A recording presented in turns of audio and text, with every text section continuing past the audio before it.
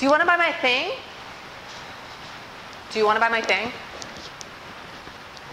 Do you want to buy my thing? Oh, I know. I'm going to put it on Facebook. Do you want to buy my thing? In a picture. Okay. Awesome. Awesome. Someone's going to buy my thing. I hope someone buys my thing. Okay.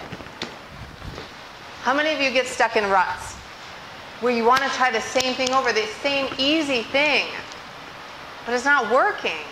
And you don't know what to do. And you're faced with having to change and not knowing where exactly you're going. Well, today I get to be here to talk to you about how creating a vision of yourself, changing your perception of sales, and taking action can make your sales more fun and more profitable today. My vision of myself has always been, well, if not smart, enthusiastic. When I was 16, it's the first time I remember really latching on and having a strong vision of myself. We were all at the beach. I'm from a really small town in northern Minnesota. All you do is drive around and then park at the beach. I'm sitting there with my friend Paul, not my boyfriend Paul, my friend Paul, and we're chatting about our life motto. I'm sure we were probably writing it up for the yearbook and getting all psyched for our senior year. So we're sitting there, 16, we've got it all figured out clearly. And I turn to Paul and I say, Paul, I'm going to live without regret. And Paul looks at me and cocks his head and says, how? Now I was shocked. I thought he was going to be so proud of me for having such an exciting life motto. And he was just confused, like he didn't get me. And in his questioning of me, I'm a stubborn Norwegian. It made me have to live by that motto till today. I turned to Paul in that moment and I said, Paul, I am going to live without regret by not getting pregnant in high school, by going to college and med school. I am going to live without regret because I'm only going to make great decisions. That's how I'm going to do it. Now, you might have guessed, Paul was probably a little ahead of me in that game. He probably saw life slightly different than me, and I might have been a little delusional. It's not that I've never been there before. So, as it turns out, I'm standing here living without regret, but it's not because I made only good decisions. In my life, I've quit college, I've had a failed marriage, I've had an addiction, and an eating disorder. I've tried to take my own life. And in all those times, I continued to live without regret. Even when life got so hard it drove me to my knees, I lived without regret because I knew I would get through it eventually. I would make it out of the darkness and I would be able to overcome whatever challenge life had given me. Today, I've narrowed my vision from the world, which of course I want my vision to be. I want to be able to help everyone and do everything and be on top of the world, but in reality, that's how it works for 16-year-olds, not for 40-year-olds. So today, I have narrowed my vision to 3 words. Now you might think, how in the world do you take everything that you could be in life and narrow it down to 3 words? And let me tell you, it's a lot harder than it sounds. I thought, when I decided to do this, I thought, and I thought, and I thought, and I thought, and I got nothing. The harder I thought, the blanker my mind got. I couldn't figure out if I was purple or green or liked red or blue. I couldn't do anything when I tried to do it myself. So what I had to do is start looking outside myself. I thought of 3 people that I adored, that I wanted what they had, that their life looked like I could walk in their shoes for a marathon. And what I did was I started brainstorming. I wrote down every word I could think of that described what they were and how they were and all the traits about them that I adored. And then I remembered because I've been told this more than once, that when you're pointing the finger at someone, 3 are pointing back at you. So when I point at you and say you're judgmental, I am 3 times more judgmental than most people I can see that in. But it works in the opposite too. It works in the positive. So when I look at these people that I adore and I see awesome traits that I want, I know at least a little bit that I have those traits too. Because I can see them, I have them. If I didn't have them at all, they would be invisible to me. So I pick my words. My words are tenacious, enthusiastic, and sincere. And those are the words that I know if I accomplish each day, if I do nothing else but be tenacious, enthusiastic, and sincere, I have gone to bed successful. So now I have a vision of myself. What are we going to do to make sales more fun? When I was at Wayfair, 90% of my job was cold calling. Walking into a store and talking to someone who didn't want to see me and didn't know I was coming about cheese made from oatmeal. Not fantastic. I thought I had a great product, and the company had an amazing vision. But getting someone to understand that was a huge challenge. I would sit in my car somewhere in the United States, usually a rental, and I would talk to the steering wheel. How many of you have been there? Talking to the steering wheel, trying to get it to tell you the next good thing that you need to know to do your job. I would talk to that steering wheel and I would say, it's not going to be that hard. You're just going to do what you did at the last store. And the steering wheel would just give me the silent treatment back. So eventually, I would muster up enough nerve, I would jump out of the car and run into the store with my cooler and my cheese made from oatmeal. And let me tell you, it didn't always go well. There were no sharks, there were no lions, no one ever actually bit my head off. But one time, I gave a gal, it was actually a new product line, sour cream made from oatmeal. She put it in her mouth, ran across the room, spit it in the sink, and as I stood there mortified, she placed an order.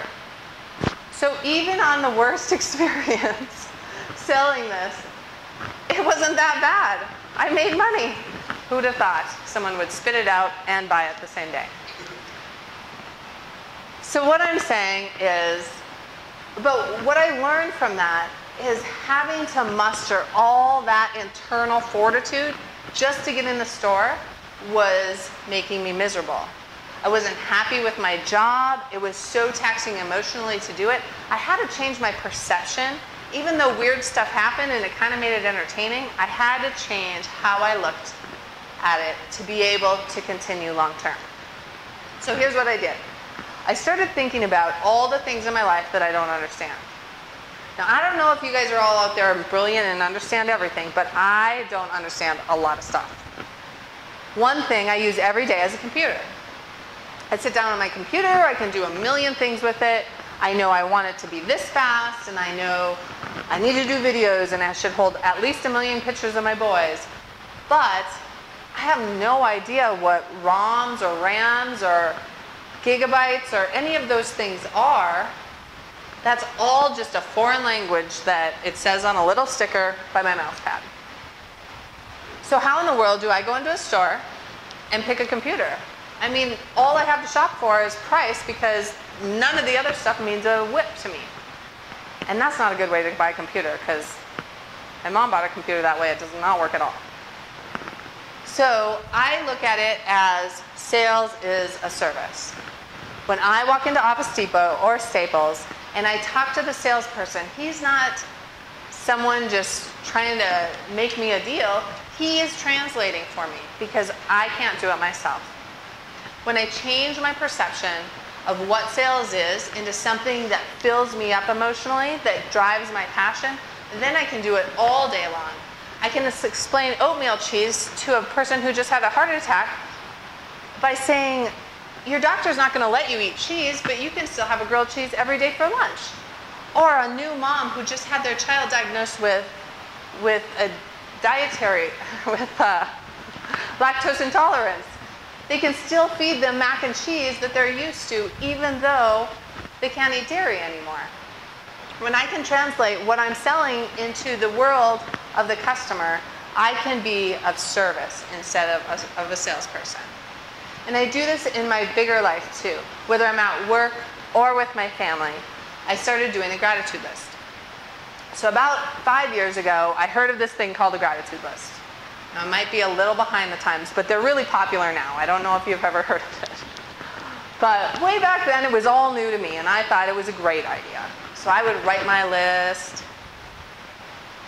and then we'd go to the next page the next day, and it was all kind of lame, and I quit thinking of stuff to put on there, and I would forget to do it for a week, and whatever. It wasn't that fulfilling. And then I heard of these people who were in a group. Well, those people never asked me to be in their group. Made me so mad. And I couldn't ask them to be in their group, because they should want me to be in their group. So what I had to do after, 5 years, unfortunately, was make my own group. I invited 9 friends to be a part of a gratitude list, and we do it on email. And I can't tell you how it has changed my life. My gratitude list was very one-dimensional and kind of boring, like thankful for my kids, for my husband, for my house, for food on the table. But when I do it with other people, it is so much more. I get to see the outsides of my friends and their insides, what they're growing towards, what their goals are, how they are either succeeding or sometimes even failing at their dreams. And I get to see that inside of them. And I don't have that with my normal friends, only my gratitude list friends. So to kind of explain this a little more clearly, I want to read a gratitude list from a couple months ago. Grateful. 1, that when I'm not sure how to approach a difficult conversation, I can sometimes remember to pray, talk to a friend, and then act. Instead of charging right in Hulk smash mode. That I found a way to get the New York Times crossword puzzle on my computer every day. I can't finish all the time, but I like to try. And 3, for the realization that hit me last night that I am happier and more hopeful about the future than I have been in my entire adult life. Holy crap, guys, this stuff actually works. That's what my friend wrote. And that's the thing I get to see every day. If I'm willing to change my perception from being all about me or self-pity or fear to gratitude. And that can change your life too. The last thing I want to talk about, now that we have a strong vision that can withstand the challenges of the world of ourselves, we have changed our perception of what we're trying to do to something that fills us up emotionally. Now it's time for action. The biggest action, the biggest risky action I ever took until next month when I jump out of an airplane is buying a house. Oh, I turn 40 next month and I'm jumping out of an airplane. Maybe right after I turn 40. I want to make it. So my friend casually said to me the other day, hey, I'm turning 40 in August. Do you want to jump out of an airplane? I'm turning 40 in August. And I said, I'm turning 42. And she said, do you want to jump out of an airplane? And I said, yes. So neither of us really thought the other one was going to say yes, but we did. So aside from that, this risky thing in 2 months, the biggest risky thing I have done in my life is buy a house. And you might not think that's very risky, but let me tell you my story. My husband and I were house shopping for months. We went to open house after open house after open house, mostly of places we couldn't afford. And then we went with a realtor to floor plan, and the identical floor plan like 2 blocks away, and then another identical floor plan. It was horrendous, and we were burned out. The only thing that was driving us at that point was the fact that his parents were coming back and wanted their house back. Do you want me to stop? Oh, keep going. Okay. So we kept at it. We were getting desperate, and we walked up to a place that might be our dream home. Of course, we kind of felt that way about every house. We walked up to this place, and to you, it would definitely not look like a dream home. There was no siding. The yard was full of crud. There were no shingles on the roof. But the front door was wide open and we walked in. As we looked around and my husband explained some carpentry things to me, the construction workers came back. And they told us they were flipping the house. Their parents were buying houses and they were fixing them up. And they were flipping them. It was 2010 and it was happening everywhere. So we said, hey, here's the amount of money we have. How about if you sell us the house as is? We can put it back together, no big deal. Just sell us the house like this. How much would it cost? And they said they couldn't do that because they didn't have anywhere to work tomorrow if they stopped working on this house. But they did say, we have a house a few blocks away. Why don't you go look at it and let us know? We'll sell it to you for your price. And we said, we'll take it. Then we went to look at it and we were 100% sold. As we rushed back and told them, don't sell it to anyone, don't sell it to anyone, do the contract with us. They were excited. They were like 19, 20, they weren't used to selling houses. They usually just fixed them up. And their parents were in Hawaii. So we made the deal. They sent me an email and I brought it to the banker. And the banker just stared at me and said, clearly you've never been in real estate before.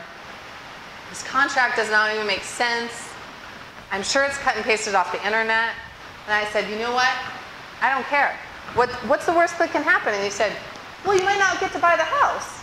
And I said, well, I don't get to buy the house for sure if I don't sign the contract. So how about we sign the contract? So I convinced him. I got the boys to sign.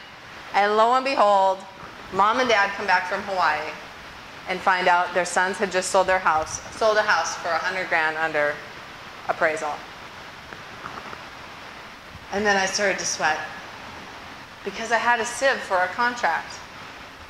And the banker knew that it was going to fall through. A sieve, a contract full of holes, a sieve. Anyone could get out at any time for no dollars, a sieve.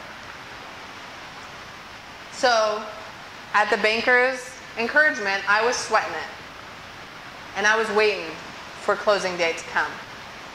As we had to go back and forth, I was selling my family and my dreams to this woman who had just gotten back from Hawaii like my life depended on it. I needed this house.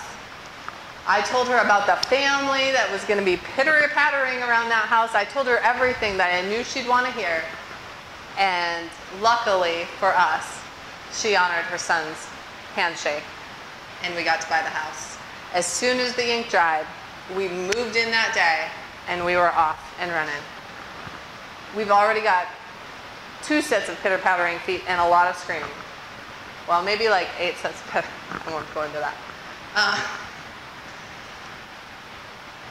So what I encourage you to do today, when you leave here, get a strong vision of who you are. A vision that can withstand all the challenges that you'll face in the world. Because there will be challenges. You will get messy, but that's where you'll learn. That's where I learn. Change your perception of what you're doing. If your job is arduous and challenging, change how you look at it. Think of it as a challenge, a good challenge, like school or like climbing a mountain. Challenges are good. And if I change my perception, I'm better able to conquer them. And 3, go out and take action. No matter what the challenge, it always just means 1 foot in front of the other. Thank you. You're freaking out.